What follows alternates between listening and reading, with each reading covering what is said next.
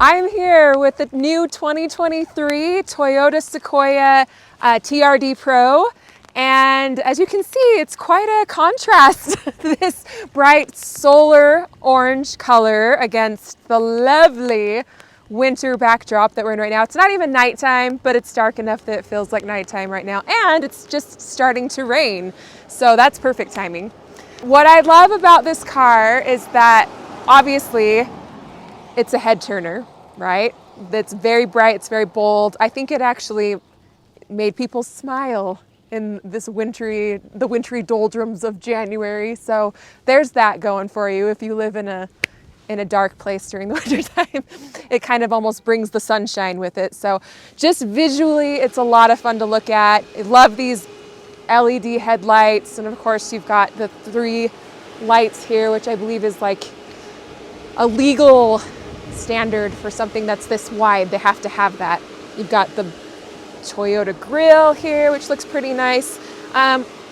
These little guys aren't actual vents. They're just for show. I found that out, but I still think they look cool. The one thing that I did want to point out from the outside that I know I have mentioned and will mention some more that I'm maybe not the biggest fan of, if I had to change something, these side view mirrors, as you can tell, they are very large, very wide. They almost look like an arm standing out like this, right? These are special option towing mirrors. So if it were me, I would go without that option because they create giant blind spots. And now the rain is really starting to come down, so we'll go to the back and just check out the back here real fast. I love the Sequoia badging down here.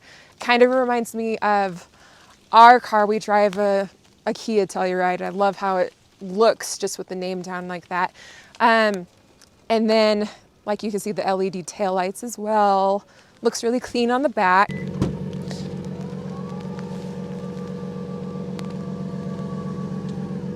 Okay, storage space.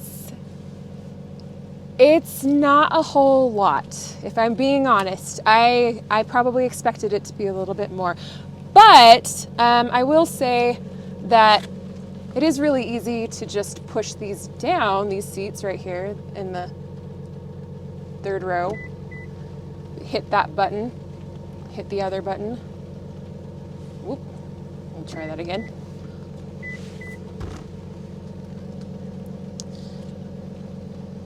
We have that seatbelt connected from when we did our carpool earlier, so that's why that's there.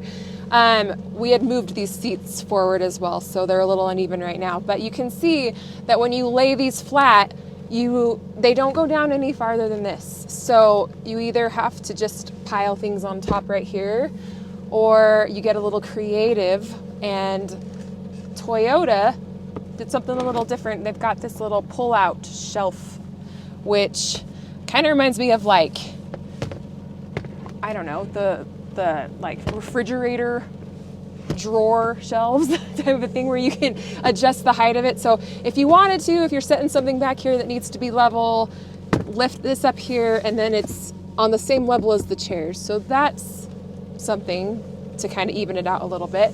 You can even go a little bit higher here. And if I had these seats up, then that would give me a little shelf, a place to like hang my groceries or whatever, you know. So there is space and it's a little unique. I would imagine that, like, once you get used to it, you probably will think it's pretty cool if you figure out exactly which configurations work best for you. But it is, to me, it is a little bit of a letdown that there isn't more storage space and that it doesn't fold down more flat. But that could be just a personal preference thing. All right, so let's take a look inside the Sequoia TRD Pro. And as you can see, it looks pretty nice. I like the way it looks here with this kind of faux leather interior. The seats are pretty comfy. I am a fan of this kind of camo-ish design. It's pretty subtle, so it doesn't like scream manly outdoor adventure to me. It just is, I don't know. I think it looks cool. I like the design of it. But then let's start it up. So you can see the ignition switch here is this red TRD button. So we'll go ahead and turn it on and we should get, oh, look at that. A view of, I believe that's Monument Valley National Park, right? Okay, so here we are. This is the driver's perspective, and the controls here, they're all pretty simple and straightforward, which I appreciate. I like that it doesn't take a whole lot of fiddling around to figure out how things work. So we've got our gauge display there, and you navigate through it with this arrow here, which will change what you're looking at. So you got your directional information. You've got our iPhone information with the music that we're listening to. If you're towing a trailer, that sort of information, everything else, it's all available there. Yeah, and look at that. I just have to say, with this being a hybrid engine, 15 miles per gallon is a little disappointing. Even for where we live at a higher elevation with some hills, I would expect it to be a little bit higher than that. So unfortunately, not as high as I would have liked for that. But perhaps you'll get better if you live in a less hilly area.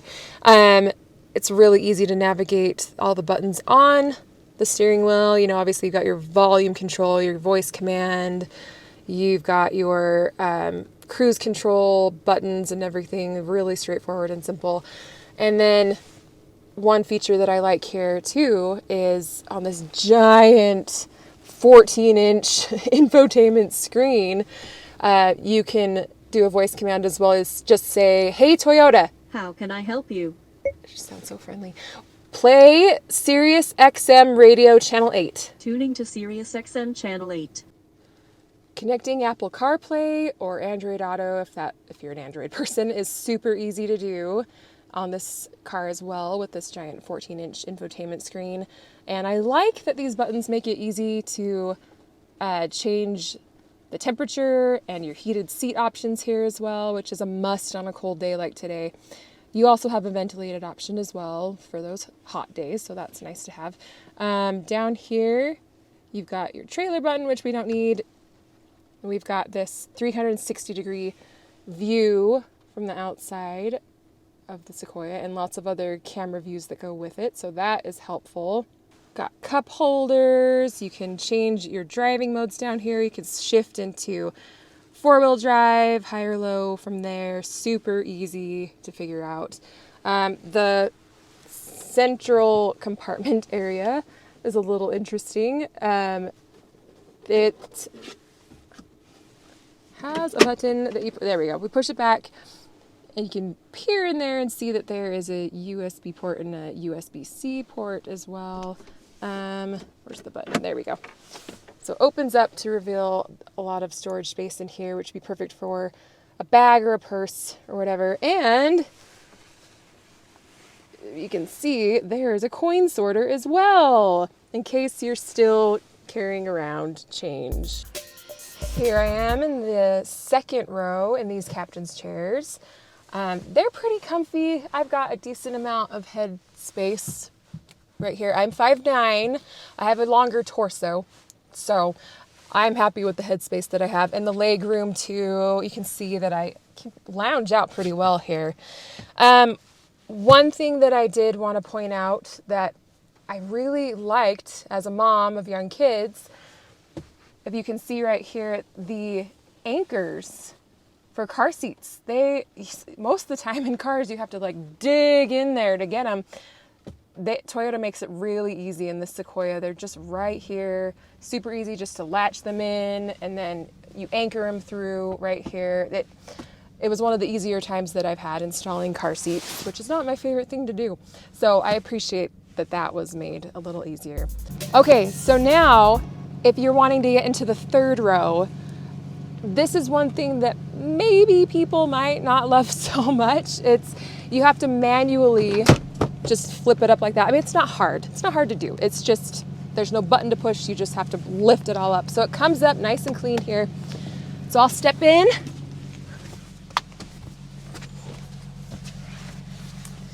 And you can see how shallow the seats are here. They're short to the ground. I don't have a ton of leg space or head room. Like if I sit up tall, my head is actually touching the ceiling. So like I said, I do have a longer torso, so maybe that wouldn't affect other people, but I think as a general rule, this third row is probably best suited for smaller kids. We used it for carpool to go pick up kids just an hour ago and fit 3 kids back here just fine. So it's great if you've got kids sitting in the back. Adults, maybe not so much. Got my little 4-year-old in the back with me. We're gonna go for a little drive. How does it feel back there? It's good. I don't want to go for a drive. She doesn't want to go for a drive.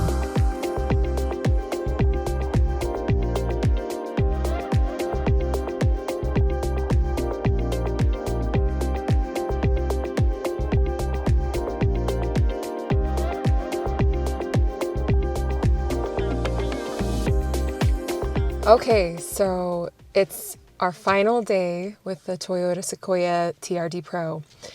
And I'm a little sad, honestly. It's been a fun week with this thing. I've enjoyed driving it overall. I do have some final thoughts that I wanted to share for anyone who may be considering this as their next car.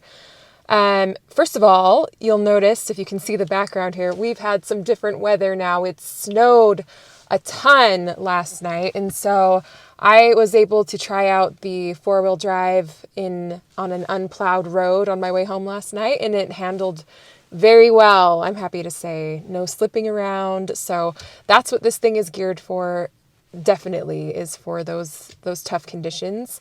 And that's an important note that I wanted to add, is that I feel like if you're buying this car, you probably are wanting to take it off-road and to try out all of those multi-terrain system options that it comes with, like, you know, deep mud or sand or whatever. And we did not try that out, just full disclosure. We, for our purposes, just drove it around town, hauling around kids, and it worked fine for that. But I feel like where it really shines is probably in the off-roading and more the high adventuring that you would expect to do with a vehicle like this.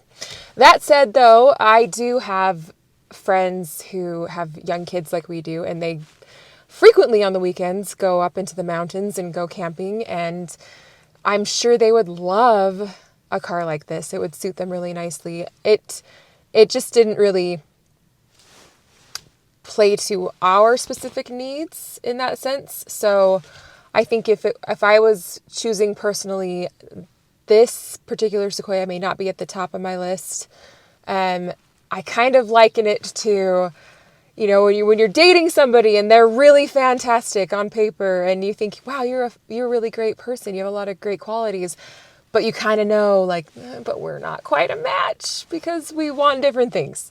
That's kind of how I feel about this car. I feel like it's a great match for somebody that wants to take it off the road and do some high adventuring, and that's just not my family. We're looking for something a little more toned down, but it is a comfortable ride. The things that I've loved about it, especially the look of it, it is really imposing. I get a lot of people asking me about it when they see me rolling up in this big, bright Solar Octane orange color. It just draws attention. Right now in the snow, it stands out, and it's a lot of fun. So as far as specs go, we've got a 3.5 liter twin turbo V6 hybrid engine. It also has 437 horsepower and 583 pound-feet of torque. And you definitely feel that. That was one of my favorite features for sure, is when I was just flooring it up steep hillsides. You could really feel this thing just lurching forward just with ease. And I appreciated that. I do feel like this is a powerful car. That's a major selling point. It seats 7, and I will say again that the third row is best for smaller children. As an adult, my head was touching the ceiling back there. I'm 5'9". I'm not super tall. So I wouldn't say that it's the most accommodating for full-size, full-grown adult passengers for all 7 passengers. But if you've got some kids and you're doing some carpooling like I have been this past week, it does come in handy. So there's that. As far as the price goes, so the base price for the TRD Pro Sequoia is $76,000. This one comes with the roof rack, and it comes with these special towing mirrors that I've pointed out. It also has the dash cam that's above me right here. And this special color, the Solar Octane orange, is an additional price as well.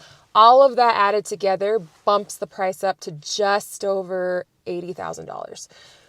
So, me personally, if I was wanting to save some money, I definitely would not opt for the towing mirrors. I don't have a need for it anyway because I'm not doing any towing. If you are, maybe that's something that you want to keep on. It would be worth it for you. I don't need the dash cam either. The color's really cool, but it's also kind of polarizing. Some people love it and some people don't. So that one you can take it or leave it.